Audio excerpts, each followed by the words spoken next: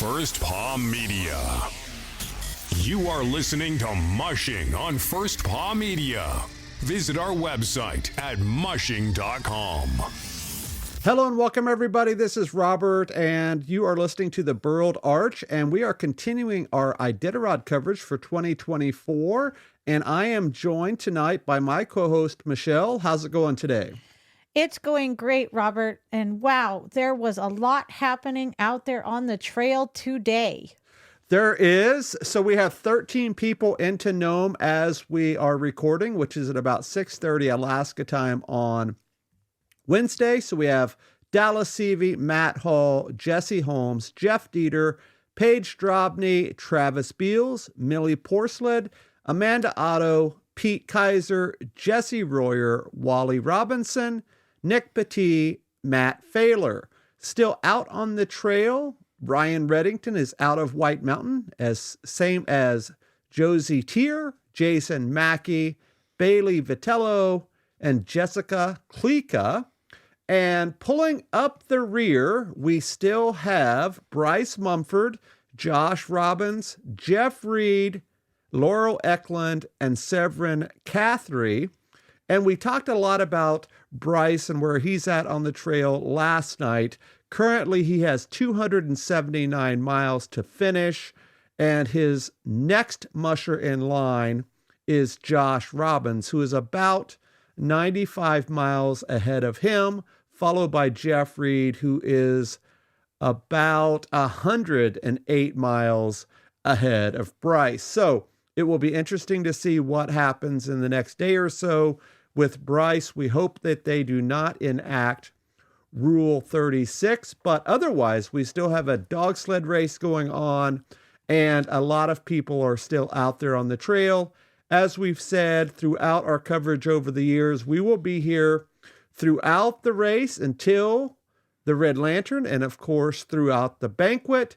So before we talk about our stories of the night, we do have some important news, and that is last night at about 7:30, a snow machine made contact with Bailey Vitello's team between Koyuk and Gullivan. Thankfully, he and the dogs are okay. Evidently, it was a hit and run, and the guy took off, but they found out who he was through identification through his snow machine and some other particulars. And the troopers and the village public safety officers are still investigating. So at least for now, this has a happy ending. Michele, anything else on this? No, he was pretty lucky, as were his dogs. What I saw, one was actually hit by the snow machine, but no injuries transpired, and the dog is still running. And as we just heard from you, they are well on their way to Nome. They are. And, you know, guys, this happens quite a lot up here in Alaska. Unfortunately, it has also happened a couple of times this year on some training runs on the Denali Highway, which is a very popular spot for Iditarod teams to go up in the winter and train. For folks that don't know, it's about a 160-mile closed highway that pretty much goes from one of our highways to the other. And it's almost perfect snow conditions during the winter. They do not plow it. It goes through the lower Alaska range. So a lot of folks go up there, not only to dog mush, but to also recreate in other ways. And twice this year, one time with Dallas Seavey's team and one time with Iditarod veteran Jim Lanier's team, who was driven by Mike Parker, were hit by snow machines, and unfortunately some dogs passed away.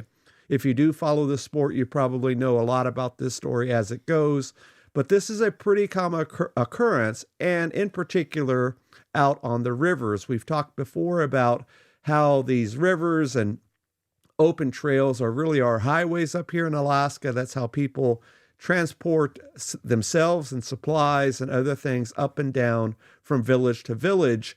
And whether it's malicious or not, a dog team out on one of these wide expanses is very difficult to see, especially if they're coming up from behind. Now, I'm sure you're thinking, what were they thinking? It's the middle of Iditarod. There's tons and tons of people out there.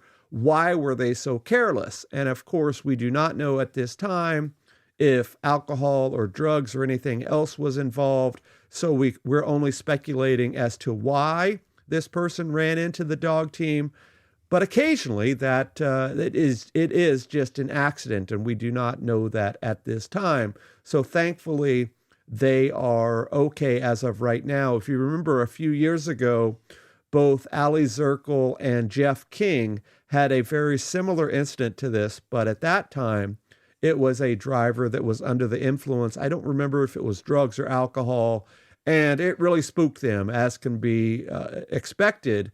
And of course, that dealt with some pretty major blows to the guy that ran those dogs down. And he ended up being found guilty of careless driving or malicious intent or something like that. And,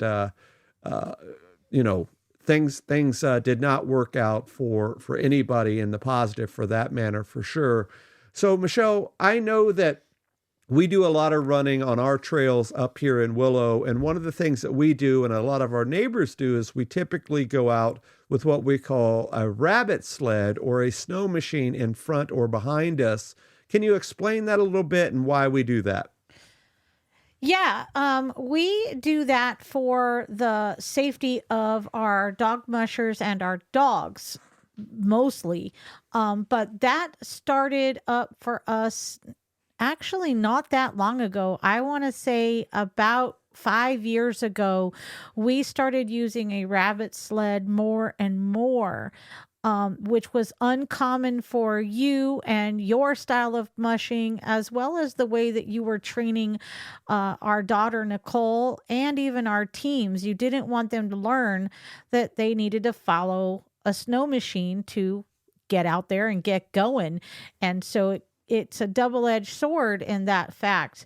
But we were running into wildlife on our trails pretty heavily a few years ago. But more importantly, our trails became multi-use within the last 5 years. And that opened it up to other recreators, which is fantastic. But now we have cross-country skiers, ski joers, and people with dogs off leash, as well as people that were trekking on our trails with off-leash dogs that were unfamiliar with the sound of a dog team, which is pretty darn quiet if you don't know what you're listening for. And then we had encounters with a pack of goats that were being led around on the trails, just exploring and having themselves a good old time. But 5 goats and an off-leash dog is not something that a dog team is expecting around the bend. So yeah, it's related but different, of course. It is very dangerous anytime you're out in the wilderness and you only have a string of dogs and potentially a headlamp that is shining forward. I know a nonprofit organization started up around the same time that Dallas and Jim Lanier's team was hit earlier this year, and they are providing lighted up collars for a lot of dog teams. I know that they gave them to all the junior Iditarod mushers and the Willow Junior 100 teams as well, and I think that they gave them out to some of the Iditarod mushers as well to thwart some of this activity out on the trails and hopefully thwart some of these accidents. But of course, anytime you're out on an extended run, in particular, like the Iditarod or much longer races like that, you have to deal with all sorts of variables there about keeping these things charged and what you're going to do with them if they die, and it's extra weight and all these other things. So it's always a good idea to have something like this, but is not always practical. Michele? What I noticed too this year in particular, Robert, were the more and more dog mushers were putting a light on their drive bar so that it would illuminate the dog team.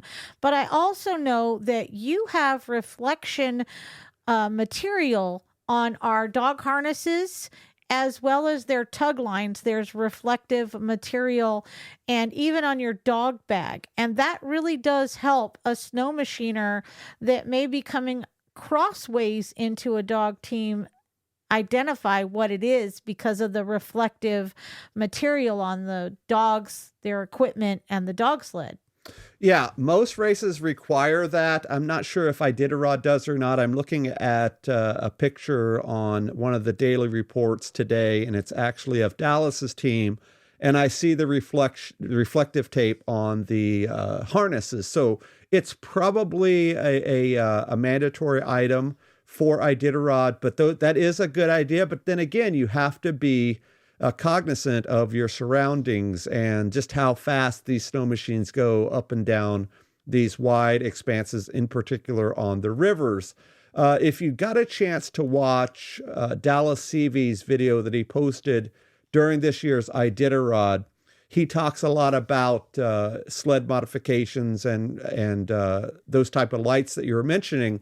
And I think those are a great idea. I've never ran one of those on my team, but it does give that headlight type illumination, but it also does a couple of different things besides letting people know that your dog team is there. And as he said in his video, when he has his headlamp on, it's more like the high beams on your car, whereas the handlebar lamp would be more like the low beams. So he's able to flick those on and off depending on weather, so he doesn't have that Star Wars reflect effect like we often see when we're driving in heavy snow.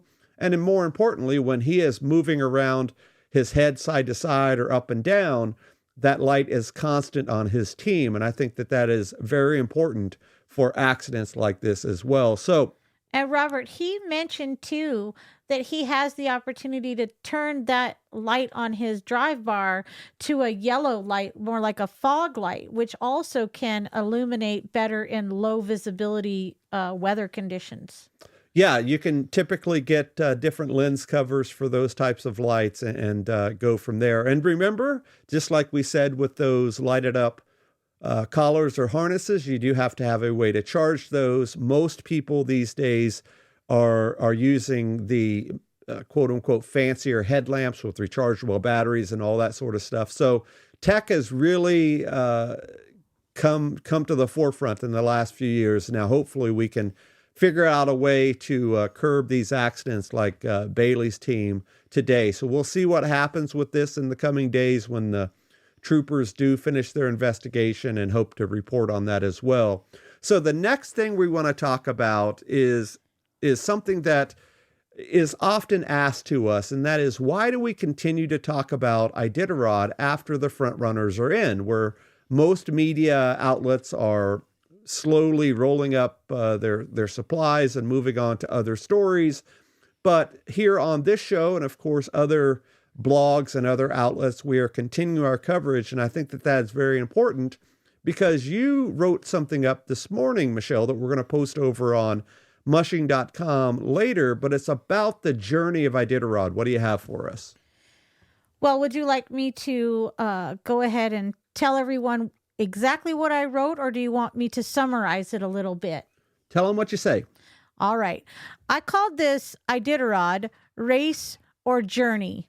Many will tell you that Iditarod is a race devised to determine the best musher and the best dogs, a demonstration of perseverance across the interior of Alaska's wilderness, frozen waterways, sea ice, snow-covered, or, in some cases, dirt-covered terrain. Still others will tell you that Iditarod is billed as a race, but it is more of a journey for the participant. There's a lot of time alone out there in the dusty light of this last frontier, putting in countless hours spent with canine athlete counterparts that drive mushers to do better, to be better, to get back to nature and heal their souls. Getting to Iditarod is part of the journey. The qualifying races put the team, musher, and canines through plenty of challenges, forcing both to become a unit that understands the needs of one another. The journey is not about how fast, although competition is a key component. It is about the camaraderie, the deep friendships that are born out of the need, in some instances, to survive. Even as teams reach the finish line, those that are of the highest competitive grades get there first. There are those that participate in Iditarod merely for the journey, the experience, the opportunity to heal, to prove to themselves that it could be done. It is important to follow Iditarod to learn about the history, the checkpoints, the people in the villages, for without the Iditarod, the journey is lost and Iditarod becomes just a race. Mushing dogs is a way of life. Spending time with the dogs begins early in the morning and doesn't end until the dogs decide to settle in for the night. Ironically, sometimes dogs don't settle in for the night, choosing instead to howl, bark, and play in the cooler evenings. Dog care and training takes an enormous commitment in time and money. Those that choose this lifestyle to run Iditarod quickly learn that mushing is more than Iditarod. Iditarod happens once a year and, in a way, allows mushers to display their techniques, strategies, and ability to breed, raise, and train top-notch athletes that want to spend as much time with this person on the back of the sled as possible. The dogs do not care where the trail ends. They just want to be on the journey. So it is important that the coverage continue until the Red Lantern team crosses the Burled Arch and completes their journey and is able to share their story of the last great race that is Iditarod. So, guys, what do you think about that? Let us know in the comments if you enjoyed Michele's story. If so, we will put it over on mushing.com and maybe even in the next issue of Mushing Magazine, which we are gearing up to print at the end of April. And it should be in your mailbox if you're a subscriber sometime in late April or early May. You can find out more about that over at mushing.com/mushing plus. All right, Michele, we're going to drop one of our very few interviews that we have left. This is Sean Williams, and I want to tell you guys right off the bat, Sean is a very soft speaker, so it may be a little difficult to hear, but it's definitely a good couple of minutes. Good morning. I'm standing here with Sean Williams. And Sean Williams is a quiet speaker, so we're going to ask him to speak a little bit louder. Sean, what are you most looking forward to today? I think about 5 minutes into the first run, and we'll settle in mentally. That's what I'm looking forward to. So you think it's only going to take you 5 minutes to settle in? That's pretty phenomenal. I think I would be on edge until I got to Yetna Station. And I have a question for you. What is the checkpoint that you're most looking forward to getting to? Ruby. And why is that? Well, there's kind of a little bit longer section in between Ophir and Ruby. Coming into Ruby, there's probably a lot of times there's snow drifts, but then you're the start of the Yukon, and it's just a whole different ball game for the terrain of the trail. And I like Ruby, so it's kind of technically a few miles over the actual halfway, even though we call Cripple the halfway. But if you plug it in, it's kind of in between those two checkpoints. Are you concerned about any of the trail all along the way? Yeah, all of it. That's a great answer. And so other than that, what is your favorite dog on your team? Well, I like all of them, but my kid's favorite is a dog named Misty. We got her from Richie Deal. She's a beautiful female. She's super friendly and good with my kids, so Is she She on the probably takes team? the cake. She's on the team, yeah. And what position is she? Anywhere but in lead or wheel, just somewhere in the team, yeah. Okay, so She can run in lead, but I have quite a few other leaders, so she probably won't have to. So would you describe her as your cheerleader dog then? We got a bunch of cheerleaders, yeah. I cheer for her. I mean, I'm her cheerleader. How about that? Great. That's great. Well, I wish you luck this year. I think you're going to do great.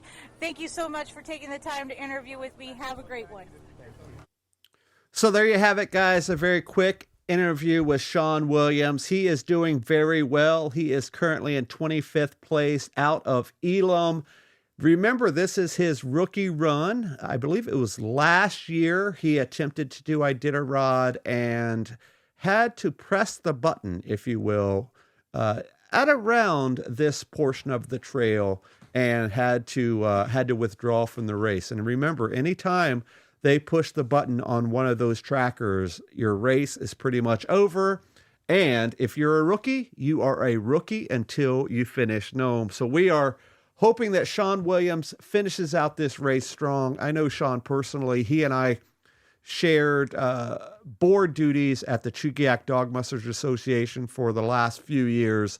And a heck of a nice guy, and we wish him the best. Michele, before we jump into our Musher profile of the evening, any other news you want to report? Not that I saw. I was very busy today and did the best I could to check in on the Insider as often as I could. I did see, though, that Mitch Seavey posted on their page a very pointed blog post about his son and his achievements. I did not get a chance to read through that, but I know that it was getting a lot of traffic and people were saying that it was a tearjerker for sure. And one more thing about Dallas, if you did not catch it, somebody was asking on one of his pages today, where did he get those fancy boots that he has in the picture at the finish with his two dogs? And he made those boots by hand in his basement. And then we were talking earlier about his fancy new sled that everybody's calling the Bat Sled. So not only can this guy whip up one heck of a dog sled, but I guess he's pretty much a cobbler as well. That's pretty interesting. That's fantastic. So, Michele, who do you have for our Musher profile of the evening? I am going to talk with you guys tonight about Benjamin Good. And Benjamin is a rookie this year, but I gotta tell you guys, I don't necessarily would I define him as a rookie. He's been in the dog mushing scene for a couple of decades now, and he got started with a couple of dogs from Aaron Burmeister, and he was ski joring around the Chena River, and he finally just jumped in with both feet, so to speak, and got the mushing bug. And so he has spent quite a bit of time up in the northern portion of Alaska, running around up there, training up there. He participated in the Yukon Quest in 2017 and called it a tough but worthwhile race. Benjamin's team is one of the few teams I remember seeing on our way back from Yentna Station that was wearing those neon collars that were all lit up green. I don't know if he was able to keep those collars lit up for the entire race, but he was the one musher that I recall seeing with those on. And I got to tell you guys, his team was visible in the low light of the evening under cloudy skies that day, and it made them a lot more visible than you would expect. It was the low light, though, that made them able to be seen with those collars on. Otherwise, they were kind of blending into the landscape, if you will. When they are down the river away from you and everything is pretty much black, white, and gray, it's hard to really notice a dog team unless they have like a bright orange sled bag or a bright green sled bag, or there was a yellow sled bag. Robert uses a red sled bag. And if you're then dressed like Dallas does in all black, you are literally not visible out there. And so the more things you can do to become visible, the better. And I really do like the fact that Benjamin was taking advantage of that. He and his kids, along with their wife, live up in North Pole, and they are straight out of Greenville, Pennsylvania. And there's a little bit of an article out there from Greenville, Pennsylvania, where they tout him as being out here in Alaska, living his dream, just a kid from Greenville. Yeah, Ben is currently right behind Sean Williams, who we just talked about a few minutes ago, doing pretty good, traveling at 8.72 miles an hour, and has left Koyuk and is on his way to Elam. So we wish him the best as well. So in the next 24 hours, a heck of a lot more mushers will be streaming into Nome. There will be pretty much the 24-hour party continuing on into Thursday as these folks come and go. Come and go meaning from the start shoot, or the finishing shoot. But there's still plenty of racing to go and a few more days here on the Burled Arch. In the next couple of days, we want to talk about the Red Lantern. We want to talk about the Widow's Lamp, and of course, showcase some of these other mushers and their stories. And let's just hope that there is good news coming out during the rest of the race. We have had a bunch of bad news, so hopefully this ends on a high note for sure. So with that, we will see you guys tomorrow night. Goodbye. Are you a fan of the great outdoors? Do you enjoy the thrill of speed and adventure? Then listen up. Introducing Mushing, your ultimate guide to the exciting world of dog-powered sports and mushing. Whether you're a seasoned musher or just starting out, Mushing has got you covered.